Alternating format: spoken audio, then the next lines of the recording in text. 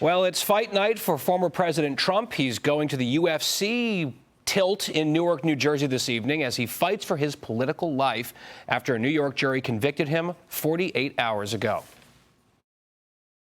And I don't mind being out there because I'm doing something for this country and I'm doing something for our Constitution. It's very important, far beyond me.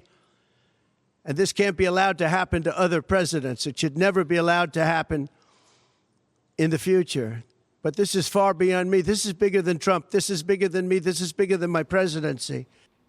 Well, Democrats and many in the media got exactly what they wanted out of this guilty verdict. Donald John Trump. Don't choke. Is a convicted felon. Convicted felon. Convicted felon. Why should Americans vote for a convicted felon? Convicted felon. He is a convicted felon. Convicted felon. I mean, people really have to say to themselves, am I going to vote for a convicted felon? Confected. But what do voters think? I don't think that was fair, so I'm going ahead to register to vote. I think it's time to vote and set the record straight. It just kind of more cemented my opinion about the guy. Voted for him twice, planning on voting again. Yesterday just cemented that fact for me. All right, so Kennedy, a lot of us have been arguing that the whole purpose of this trial was to manufacture the convicted felon label for Donald Trump prior to the election. And whether this gets thrown out, as it likely will on appeal later, doesn't really matter. This is a 5-month play for the left, and they have checked that box so far. George Soros' son, of course, the Soros operation backed Alvin Bragg's campaign with money. He put out a tweet saying, oh, yes, the Democrats should be using these words, convicted felon, as often as possible. And, of course, they do all their social justice stuff for the justice-impacted individuals. With one big exception, apparently, Donald Trump.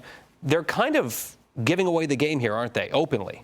Yes, and that's what happens. There's so much hubris with the progressive left, and all of this has been manufactured. You know, the entire lawfare path to tank Trump's presidential hopes in 2024, that comes from the group of people who is also funding a lot of the anti-Israel, pro-Hamas protest groups on college campuses. It's all kind of the same thing. But yes, they have bankrolled not only Alvin Bragg, but George Gascon in Los Angeles and Mike Schmidt, who is the DA in Portland, and a lot of these ultra-leftist DAs who are ruining once great cities.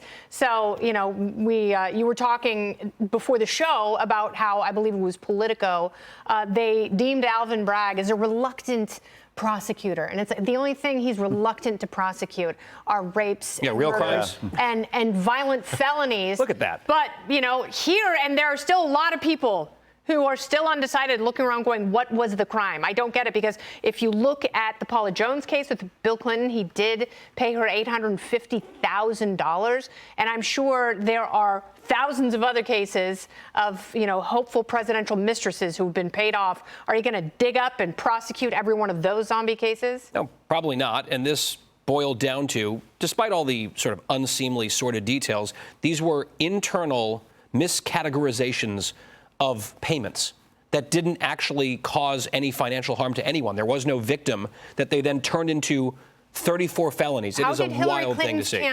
How did they document the payments to the law firm that paid for the Steele dossier? How did Hillary Clinton's campaign, you know, what was the bookkeeping there? Interesting question. And Anita, on that Politico headline, the reluctant prosecutor, there are a few problems with that when it comes to Donald Trump. Yeah, I think a lot of people chuckled over that tweet. Alvin Bragg made no secret that he wanted to get Donald Trump. I mean, that's out there. Everybody heard it. He ran on it. He ran on it. Everybody knew it. So that headline is, it's interesting. It's kind of troubling, I think. It's wrong. It's wrong. And back to your question about what was the crime. I mean, we have a lot of very smart legal scholars on our air. Jonathan Turley is one of them. And I heard him asking over and over again, what is the crime? If he's not sure of what the crime is, then who can be sure of it? And there are some Trump hostile legal analysts at other networks that we won't mention who also were sort of struggling to come up with a crime, let alone 34 felonies, but guilty across the board, Joe. I've seen a lot of people on the Democratic side, at least some of them, saying, okay, this is really bad for Trump. This is what we wanted. People aren't going to be able to pull the lever for a convicted felon. There are people on the right saying, nope, this is going to solidify Trump's lead and he's going to win now because people are really angry and they're going to, like the guy we played in the clip, I'm going to register and vote because it's so wrong. I'm not confident which way this goes. I think time will tell, obviously, but how are you feeling about it here in the first 48 hours or so? No feelings, Guy. I'm looking at the numbers, and I'm looking at the fundraising numbers, and I'm seeing $53 million raised by the Trump campaign in 24 hours since the conviction. Think about that for a moment. The Biden campaign didn't raise that amount of money in an entire month, and 30% of those donors to Trump never donated to the Trump campaign in 2016 or 2020. That means he's bringing in people that have never voted before. We've seen this movie before in 2016. He brought in people that felt they were forgotten in Pennsylvania, Michigan, Wisconsin particularly. That could end up being the difference in this race. And we'll have a lot more to say about the fundraising numbers here in just a second. That's one interesting metric, no doubt about it. Does that translate into votes? Because people are angry, but 5 months from now, does that translate into votes? It's an indicator that people are angry, obviously. And I just find it amazing how craptastic it is that Democrats say that they will save this republic from Donald Trump and save democracy by doing the most anti-democratic things you could possibly do, like this trial, like Juan Rashan morphing into Keith Olbermann in a robe, like President Biden running roughshod over Congress and the Supreme Court as far as student loan forgiveness, taking Trump off the ballot in Colorado and Maine. Very anti-democratic, no question. Speaking of President Biden, he is at the beach this weekend, as usual, spending part of the day biking with his son, Hunter. You may have heard of him. Oh, dear God. Who's about to go on trial. Hunter is facing gun charges next week. Biden, the president, mocking this idea that he's, quote, pulling the strings on Trump's prosecutions. Fox News correspondent Lucas Tomlinson is at the White House tonight, unlike the president. That's right, Guy. When one trial closes, another opens. Hunter Biden faces a trial on Monday on those gun charges where he faces up to 25 years in prison. Now, here at the White House yesterday, President Biden was asked about the historical conviction of his opponent. The president declined to answer with words. Instead, he answered with a grin. Mr. President, can you tell us, sir, Donald Trump refers to himself as a political prisoner and blames you directly. What's your response to that, sir? Do you think the conviction will have an impact on the campaign? We'd love to hear your thoughts, sir. Our own Peter Doocy caught up with the president outside the Rose Garden where he received a more substantial answer. Do you think this conviction helps Trump in the election? Are you worried that this could happen to you someday? Somebody comes up with some charges and tries to bring you into court after your term? Not at all. I didn't do anything wrong. The system still works. And when Trump says you're just trying to bruise him, what do you say? Politically. He thinks you're pulling the strings behind the scenes, doing all this to help yourself. I didn't know I was that powerful. Yesterday, in prepared remarks, President Biden endorsed Israel's plan for a ceasefire in Gaza to end its war with Hamas. Guy? Lucas, thank you very much. Well, as Joe was just mentioning, donors, large and small, coming out of the woodwork in record numbers for Donald Trump. A whopping $52.8 million donated to the Trump campaign in the first 24 hours alone following that conviction. In the history of politics, I believe, maybe I'm wrong, somebody will find that I'm wrong, maybe, but I don't think so. They raised with small money donors, meaning like $21, $42, $53, $38, a record $39 million in about a 10-hour period. No, think of that. I like those people.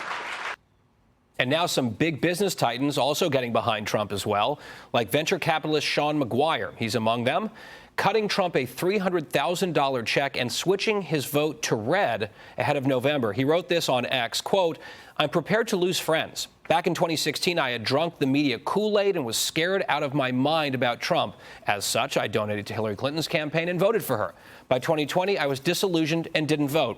I didn't like either option. Now, in 2024, I believe this is one of the most important elections of my lifetime, and I'm supporting Trump." So, Anita, it's interesting when you look at the fundraising and just some of the places Donald Trump is going. He was in the South Bronx and drew a big crowd there. He'll be at UFC tonight, as we mentioned. Yeah. Now he's also heading out to Silicon Valley, which was not necessarily a terribly friendly area for him, but maybe that's changing in some ways. Yeah, not so friendly that we know of, but he is headed out to California for a series of fundraisers. He's going to San Francisco, Silicon Valley, for a fundraiser hosted by two big tech investors. They host a podcast called All In, and that podcast talks about what the people in Silicon Valley with money really think about things. So that'll be interesting. Then he's off to Beverly Hills and Newport Beach. Look, no one's saying that Donald Trump is going to win California or even has a fighting chance there, but he's going to ring the cash register there for sure. Kennedy, just a prodigious fundraising number in 24 hours. I expected it to be big. Well over 50 million is a wow. So in order to raise tens of millions of dollars, Joe Biden needs Barack Obama. He needs George Clooney. He needs Julia Roberts. The former president only needs a conviction. And the exciting thing for him, you know, you and Joe were having this discussion a moment ago, will this momentum carry through until November?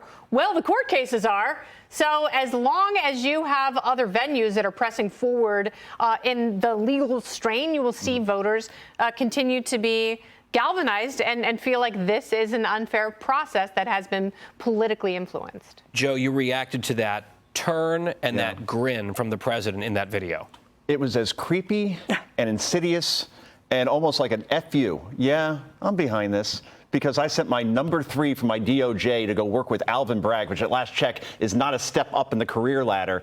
That smile told me so much. And I wrote on Twitter, I said, make that a campaign ad. Literally 1 hour later, the Trump campaign made it a campaign ad. Not because of me, but the picture tells 1,000 words. Very quickly, I just want to get you. He looked like a senile Chucky doll. That's a better description, actually. Thank you, Kennedy. Just quickly, let's look at this from Hillary Clinton. She put this up on Instagram. We recently had some new merch made based on a phrase I hear a lot. The design happened to be finalized today. With your purchase, you'll support Onward Together groups defending blah, blah. Okay, so you can see this self-serving merch. She's reveling in this. This is an 8-year public therapy tour that we are witnessing with Hillary Clinton. The only thing that's missing is Dr. Melfi at this point, for all you Soprano fans out there. Okay, with that, much more to come here. I want to remind our viewers that Fox and Friends Weekend is interviewing former President Trump. The entire interview with Trump airs tomorrow. That's Fox and Friends Weekend starting at 6 a.m. Eastern. Click here to subscribe to the Fox News YouTube page to catch our hottest interviews and most compelling analysis. You won't get it anywhere else.